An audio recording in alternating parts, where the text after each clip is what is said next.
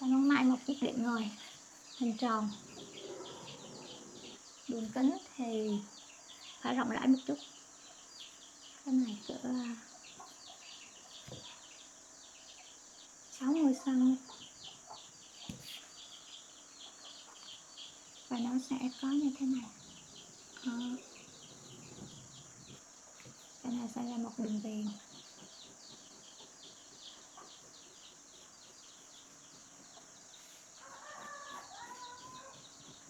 ngoài này cũng là một đường viền.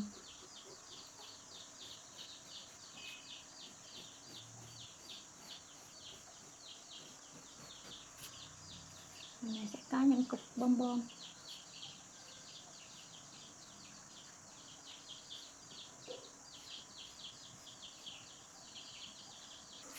Phía trong này là rất là nhiều ô vuông ghép lại.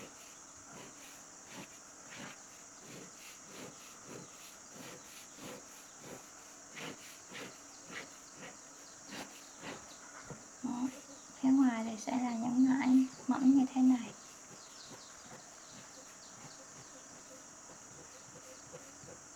Rồi, và mặt dưới đơn giản là một tấm vải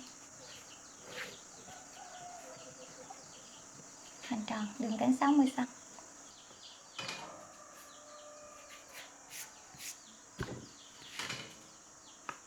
Đường kính của hình tròn lớn là 60, nhưng đường kính của cái hình tròn nhỏ này cái này tôi nghĩ sẽ là 45 cm.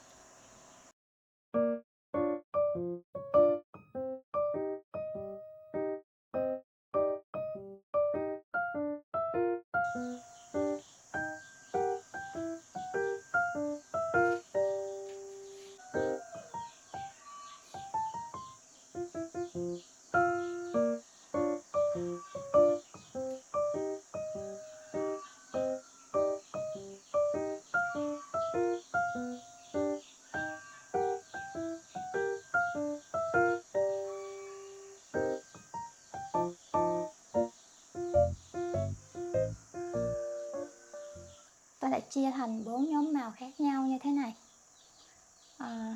Đây là những mảnh có tông màu cam. Tôi muốn dùng nó làm màu chủ đạo, là màu chính cho tấm đệm. Bên đây là nhóm màu làm điểm nhấn, chỉ một chút xíu thôi. Hai khu vực này sẽ làm màu phụ, nó giúp làm mềm hơn cho cái tông màu cam này.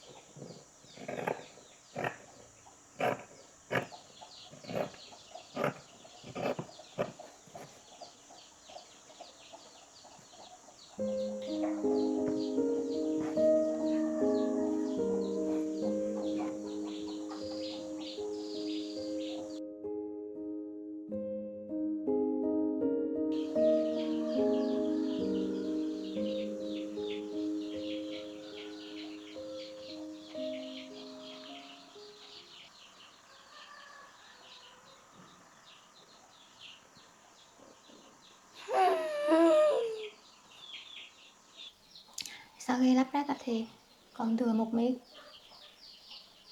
và chỉ mất có 32 mảnh vải, 32 ô vuông.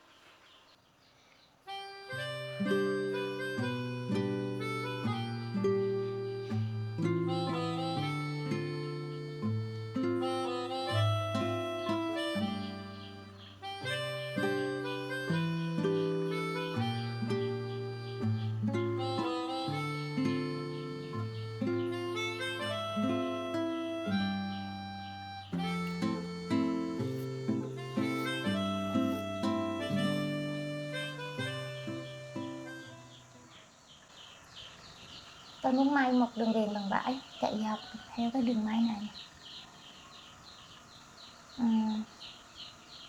Tôi đang suy nghĩ phải màu gì. Có lẽ là màu kem sẽ hợp ạ. Này.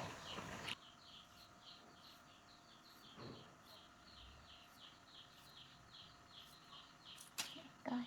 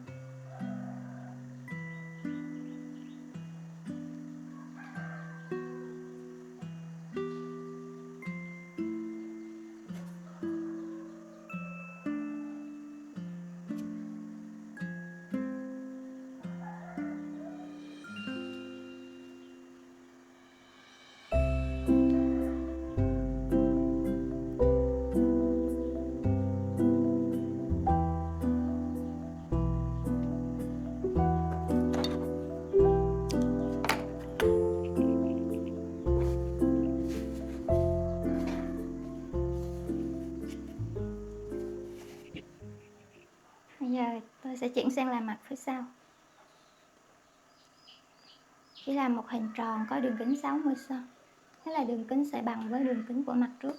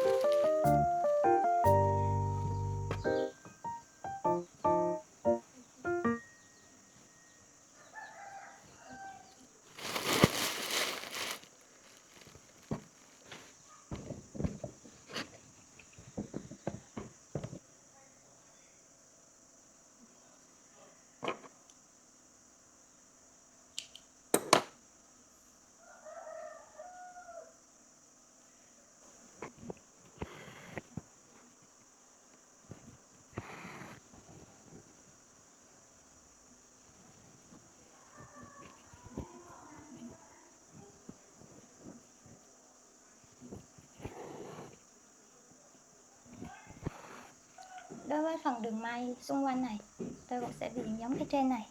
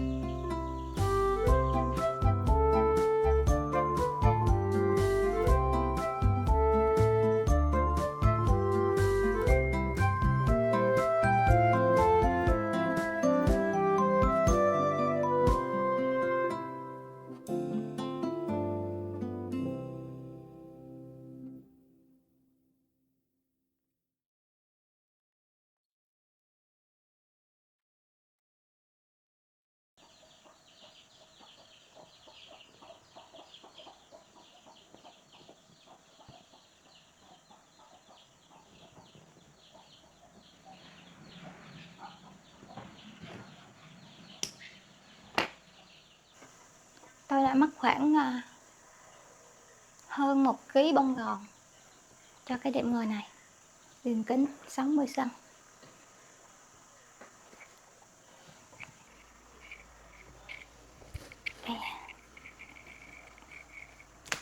Khá là vừa vặn với tôi, tôi rất thích.